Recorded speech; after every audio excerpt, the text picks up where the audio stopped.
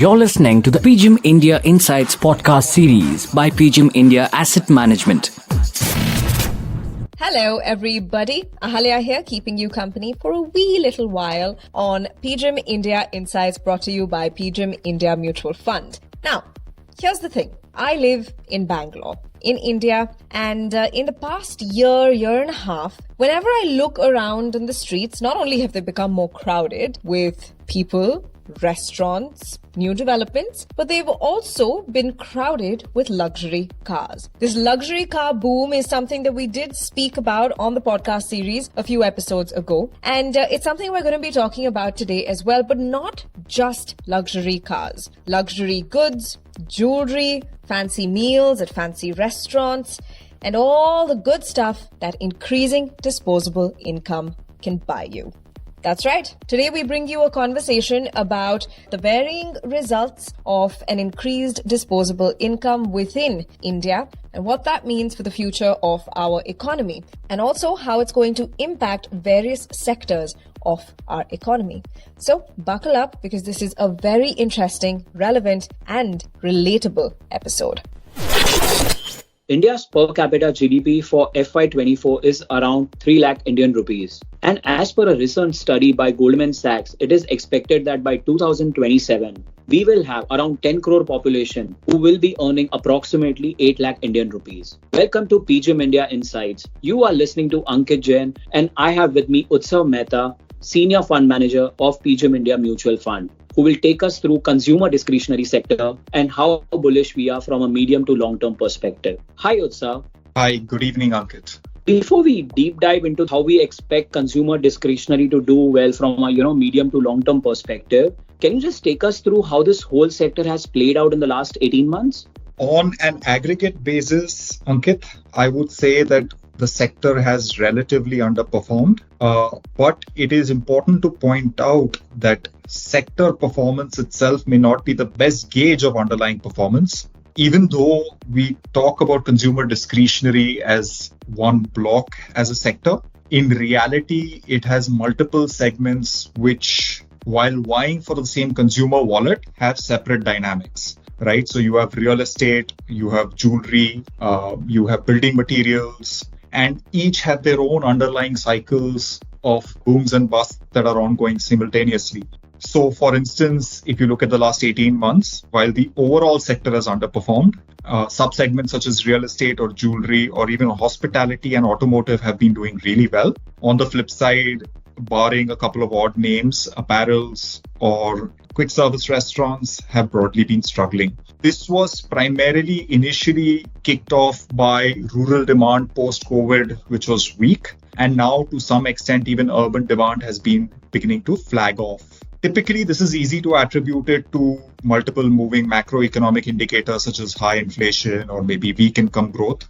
But in reality, in such a complex country like India, it's very hard to sort of zero down on one particular reason that has caused this slowdown and therefore the underlying weak sector performance. That said, however, I think the positive from an investor's perspective is that the valuations in this sector currently don't look as frothy as some of the other parts of the market on a relative basis at the very least. Sure, Utsav. Yeah, the way luxury houses are getting sold out and making headlines in front of the newspaper, we all can actually see that not everything in consumer discretionary is not doing well. There are some pockets, as you mentioned, jewelry, real estate doing phenomenally well. But, this brings me to the next question, which is which part of the consumer discretionary subsegment which has actually not done well and you feel it has now bottomed out and should do well from a medium-term perspective? Look, I think bottoming out and the timing of the bottom as such in inverted commas is pretty hard to take. Just as I had answered earlier, there are so many multiple moving parts and it's human nature to want to attribute it to some sort of macroeconomic indicator or some macroeconomic switch such as interest rates as a point in time where this recovers. But typically our experience suggests that in a country like India, it's typically very hard to point out to 1, 2 or 3 specific things that could point out to the point in a V-shaped recovery. Better way to look at this is more on a structural or a medium-term basis, where the core underlying belief should remain that as we move from a country which has an X amount of per capita income to a 2X amount of per capita income over the, let's say, the next 5 or 7 years, the delta in a person's income will be disproportionately applied towards discretionary consumption or savings. We've moved from an era where I think for at least some segment of India, basic needs or access are broadly met. And that is essentially the segment that will start consuming or saving a lot more. To give you examples, you've seen similar consumption booms in countries that have developed very quickly, maybe China, South Korea as examples. Give you another way to look at this, the total number of people with an income level of more than $10,000 in the last 4 or 5 years have grown at around 13% versus, let's say, 1.5% at best of either working population or the total population growth. So on the whole, you should just keep your head down and believe in that the structural income growth will be reinvested back either in terms of savings or consumer discretionary. And the more critical call here to take is to identify the right subsegments where you believe spending will increase meaningfully, and whether the competitive intensity and the economics within that subsegment justify an investment. If you recall, there was a telecom boom all the way from 2003 to 2008, but that does not mean that subsequent to that, all telecom companies made money.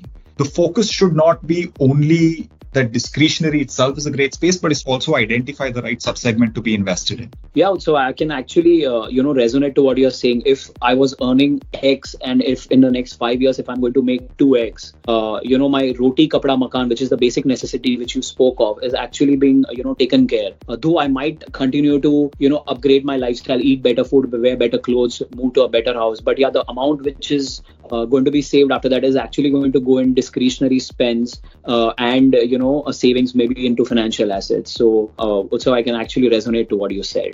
And Ankit, if I may add to that, while demographic dividend is trying to discuss anything consumer discretionary, the reality is that we've actually seen this pan out in front of us over the last 10 to 15 years. I recall when I was a kid, my father used to take me out to eat like a family event. Eating out was once a month exercise where we used to go to the local restaurant to eat, and I used to get a can of Coke. I think I order food out now, let's say 4-5 times a week, if not even groceries. So I think we've already been on this journey, not only us, but even at various income levels, we've upgraded. And what used to be considered as discretionary 10 years ago may be more staple-ish today. So we're going to continue on this journey. This is not some break from the past. It's just that the items that are considered discretionary 10 years ago have changed. And now you're looking at a new set of luxury or aspirational items, which will see a higher growth. So, that actually brings me to a follow-up question. Would you say that within the same category, premium players have done better? Definitely, yes. Even if the experience of the last 3 years is to be extrapolated, this is visible across categories. To give you examples, four-wheeler automobiles, you've seen a much faster growth in larger cars versus smaller ones. We've seen this happen in apparels, in footwear, in healthcare, where specific companies which operate at higher price points have seen a lot more demand resilience and maybe even faster growth than some of the more general mass market categories. And this is don't mistake this for an urban versus rural divide. It is more a premium versus less than premium divide.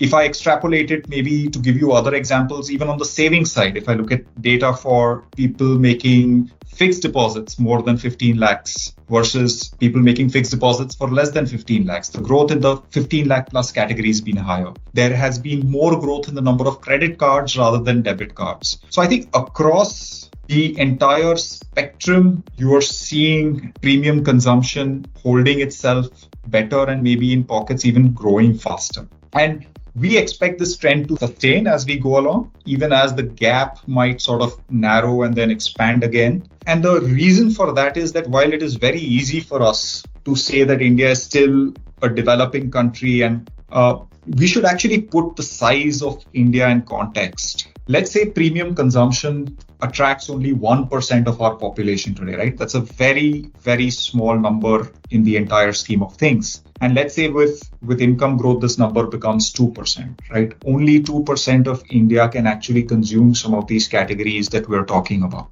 But even at that 2%, you are actually looking at almost 3 crore individuals 5 or 6 years down the line, right? And that number by itself, 3 crore, is actually larger than 140 countries globally. And if I just compare it to the developed countries today, the entire population of developed countries, it would still be in the top 10 somewhere. So by sheer size, this category has become really large and it will continue to grow.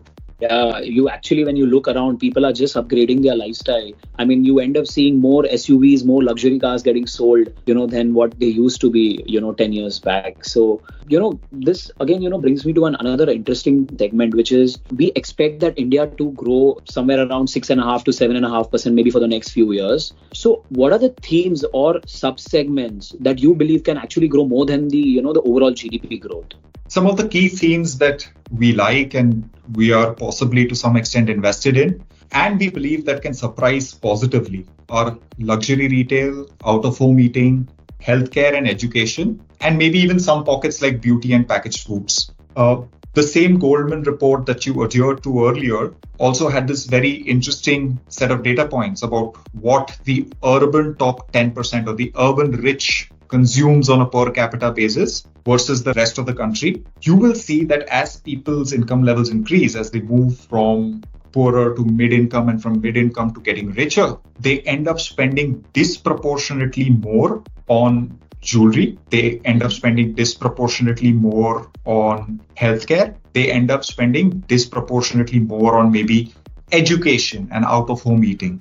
That in itself should answer your question as to what we believe can surprise you over the next few years. Underlying this demand, this is not the only way to play it, but underlying to this demand, there are other adjacent segments that could also benefit. One obviously could be financialization. So a further reliance on debt to fuel this consumption could potentially give boost to some lenders within this category. Excess spending or excess savings could lead to boost for the equity markets or for the debt markets or for other financial products. And finally, as industries itself adapt to this newfound demand, a lot of reliance on imported products will start getting indigenized that may spur parts of the manufacturing supply chains. One clear such example that we've seen more recently is electronics manufacturing as an ecosystem. So evidence is already visible and this will just intensify as we go ahead.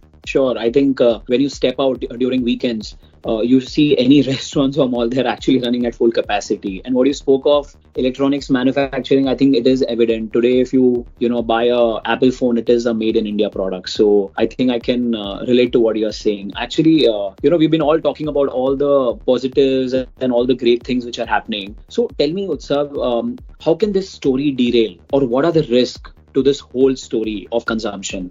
The core of consumption is income growth. And I think anything that could challenge income growth is what is going to be considered as a major risk. What could potentially challenge income growth in the country? Anemic growth in labor force participation. So you have a working population that may be growing more than 1% a year each year. And if they cannot find growth or if they are unable to join the labor force, that could be a problem. And second, obviously, I think correlated to that would be lack of private investment, because realistically, to create jobs, you need private investments to pick up. I know self-employment has been a major driver historically as well for employment in India, but incrementally, if you want an organized workforce, you need to have private investments taking place. So I think those are more macro drivers which could be challenging over a medium to long term. In the more immediate to near term, potentially negative shocks if there is a clampdown in personal unsecured loans by RBI or weakness in rural demand. These could potentially be risks, at least in the near to medium term, to this entire story. But I think these would just be minor speed bumps rather than mountains that would fall in the way. So, Utsav, if you come across people around you, you will feel maximum people having a home loan or a car loan. Indians are generally, very risk averse. So, I mean, when I come across people, I don't see a lot of debt. So, what do you think of this whole RBI working towards getting the unsecured loan of the overall banking sector book down? Ankit, RBI has been noticing a trend in terms of household debt to GDP going upwards over the last few years. If I recall my statistics correctly, I think we're at the highest point in the last decade, and maybe that's what's concerning them. But at the same point of time, I must contextualize it by saying that we're still at a meaningfully lower number than what the developed or the rest of the developing world average would be, especially in terms of major economies. So we still have a significant headroom to go. I don't think that there is anything that is meaningfully wrong, at least prima facie as that can be seen today. But I think it was more a move in terms of throwing caution to the wind in case there was predatory or balloon-like lending going on. Sure. I think I'll just, summarize of what we have, discussed for our listeners. So, the first would be, on an aggregate basis, we feel that consumer discretionary has kind of underperformed in the last 18 months relatively. So that is one. Second, within consumer discretionary, actually not all have underperformed, especially, the likes of jewelry, real estate and hospitality, which has done pretty well.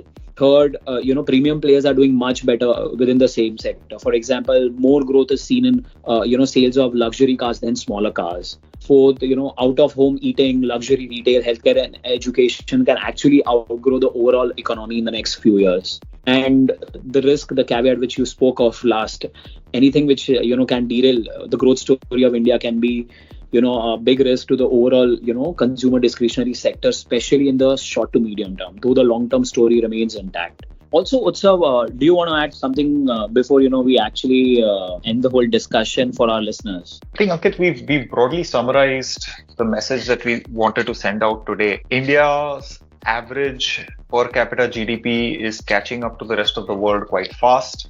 And as that number increases, we believe that a lot of additional income will be diverted towards discretionary spends and savings. And I would not be surprised if in 10 years from now, some of these discretionary companies or consumer discretionary companies would be a meaningful part of the Nifty as an index. So we've gone through multiple phases as an economy. If you recall back in the 90s, textiles used to be a big part of the benchmark, which evolved into oil and gas, which has evolved into financial services today. And I would not be surprised if 10 years from now, consumer companies dominate. Sure. Thank you, Utsav, for sharing your thoughts on consumer discretionary sector. Thanks everyone for joining us on PGIM India Insights. I will catch you on the next podcast soon. I really loved those insights. It's definitely a fact that is undeniable. India as an economy has been booming. We've been reading headlines about something or the other growing within this country's economy over the past year or two. And it's interesting to track all of the trends, right, that inform this progress. And as both of them brought up in the conversation, it's also very important to keep a track of all of this so that you can prepare for any downsides or possible issues coming up along the way. That's a wrap on this episode of PGIM India Insights, brought to you by PGIM India Mutual Fund, where we break down certain macroeconomic phenomena to help you inform your investment journeys and keep you on the right track. We'll be back very soon with another episode, but in the meantime, happy investing. Mutual fund investments are subject to market risks. Read all scheme-related documents carefully. You're listening to the PGIM India Insights podcast series by PGIM India Asset Management.